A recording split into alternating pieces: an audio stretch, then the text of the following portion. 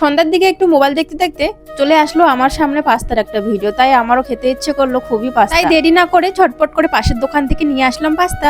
এনেই হচ্ছে দেখো রান্নাঘরে চলে এসেছে। রান্নাঘরে এসে কিন্তু আয়োজন সবকিছু করে নিয়েছে, যে কি কি লাগবে সবকিছু আমি কেটে নিয়েছে। আর আমার সাহায্য করছে কিন্তু আমার মেয়ে আর ছেলে। সন্ধ্যার দিকে যদি আমি যে কোনো একটা কোনো টিফিন বানাই তাহলে ওরা দুজনে এসে আমার আর কি হেল্প করবে একটু একটু করে, কারণ হচ্ছে তাড়াতাড়ি যেতে হয় আর কি, তাড়াতাড়ি যেতে খেতে পারে, সেই জন্যই কিন্তু আমাকে হেল্পটা করা হয়। যাই হোক, তো ওরাও একটু টুকুটাকে হেল্প করে দিচ্ছিল আর আমি এদিকে বানিয়ে নিচ্ছিলাম। আসলে সন্ধ্যার সময়টা এরকমই হয়, কোনো কিছু একটা চটপটে খাওয়ার ইচ্ছে করে খেতে।